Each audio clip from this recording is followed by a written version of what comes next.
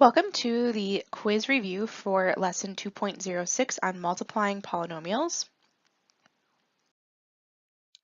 Our first question is actually a subtraction problem, despite the title of the quiz review. So this goes back to what we did last week in lesson 2.03 when we were adding and subtracting polynomials. So really key here is you have to notice that you have this subtraction sign in between your two polynomials. And remember, when you have that subtraction sign, you have to change the sign of every term inside that second polynomial. So this is going to become negative 11n squared minus 8n minus 2. You're just flipping the signs. If some of those were negatives to begin with, then they would have turned into positives.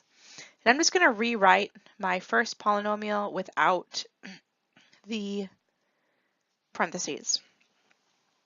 And now I can just go ahead and combine like terms. So I see here I've got a 10n squared, and that matches up with this negative 11n squared right here. So 10n squared minus 11n squared, 10 minus 11 is negative 1. So that's going to be negative 1n squared. I'm going to go to my second term, and I'm going to look and see that that's a negative 7n. So I go to find its like term, and I look over here, and this negative 8n is a like term. Negative 7 minus 8 is negative 15. So that's going to be negative 15n. And then I have a constant of 6. That constant of 6 matches up with this negative 2. This is a positive 6. Positive 6 minus 2 leaves me with a positive 4. So my final answer would look like this. Negative 1n squared minus 15n plus 4. Your answer choices might not put that negative 1 out front, so just remember this is the same thing. If I get rid of that negative 1, it just becomes negative n squared. Okay, now would be a great time to pause, answer question number 1 while we get ready to do question number 2. All right, so in question 2, we are multiplying and simplifying. So similarly to addition and subtraction, when we're multiplying, we also need to look for variables that are alike. Or constants. So in this case, I'm going to start with my 4 out front because that's the first item I have. And that matches up with the 6. Notice that we have this times symbol right here telling us that we're multiplying. So 4 times 6, okay, that's going to give me 24. And I'm going to do this in steps just so you guys can see exactly what's going on. All right, now if I look at my x's, I'm going to color code this. I've got x squared and I've got x to the third. Now remember, when we multiply exponents, we actually, or when we multiply variables with exponents, we actually add the exponents. So I have x squared times x to the third, and that's going to leave me with x to the fifth because we're adding the 2 and the 3. You're not multiplying them, you're adding them, even though we're multiplying the variables. So next I can look at my y's. I'll use green for my y's. So I have y to the 4th and I have y to the 7th. 4 plus 7 is going to give me y to the 11th. And then lastly I have my z's. I just have a z here, and then I have z to the 3rd. So z times z to the 3rd. Remember, if you have a variable all by itself, that means it's really to the first power. So that's going to turn into z to the 4th because 3 plus 1 is 4. And that would be your final answer. 24 times x to the 5th times y to the 11th times z to the 4th.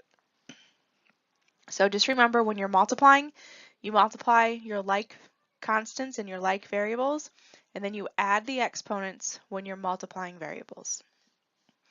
Okay, now would be a great time to pause, answer question number 2, and we're going to move on to question number 3. Okay, question 3, we're multiplying and simplifying again, but this time we have a monomial. So we have this negative 4b to the 5th out front of our parentheses. We're multiplying a monomial by a trinomial. And to do that, you have to take your monomial and you're going to distribute that monomial through the entire trinomial. So you multiply it by each term. So if I start, I'm going to write this out kind of the long way. So this is going to be negative 4b to the 5th times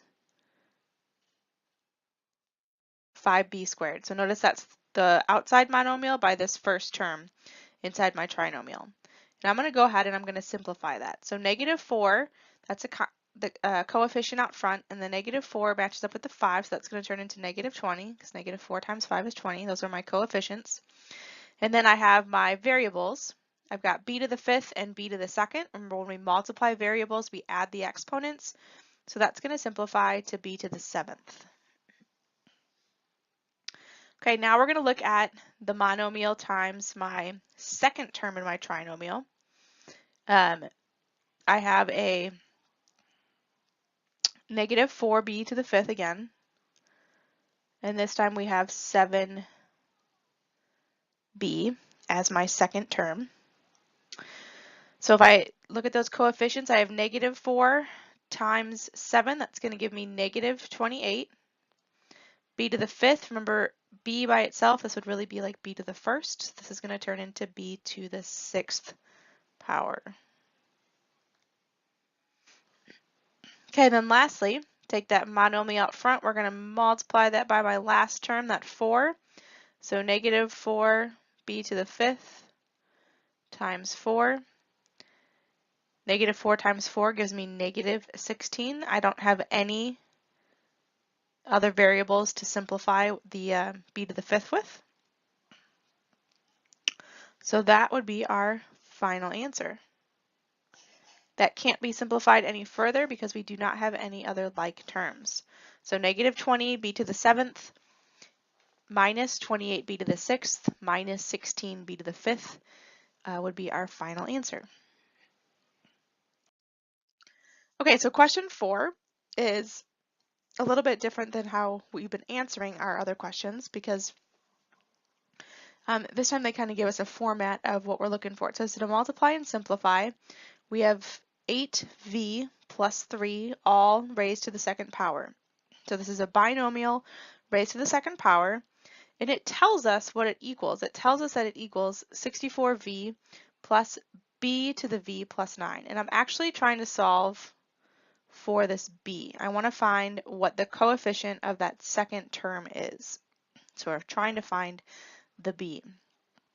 Now remember, if you have something squared, let's say I have 2 squared, that's the same thing as saying I have 2 times 2.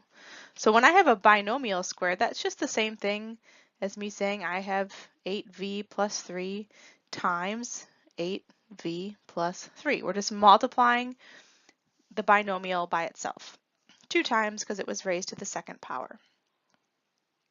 So we can go ahead and use our principle of FOIL to figure out, well, what is this middle term supposed to be? What is that b value going to be? So I'm going to start by multiplying my firsts. So 8v times 8v, 8 times 8 is 64, and v times v is v squared. My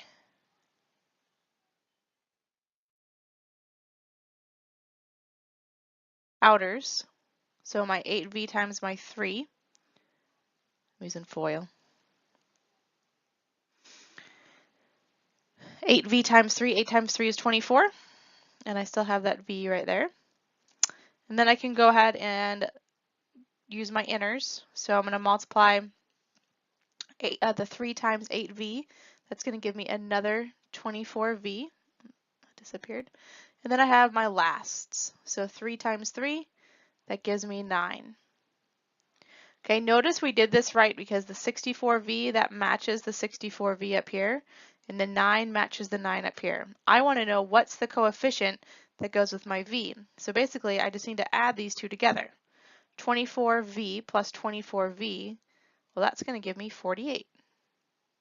So if it's asking you for b, the answer for b is 48. That's the coefficient that's out front of that variable of your middle term. So once you simplify that, you're just taking that coefficient. That's going to be your answer for question number 4.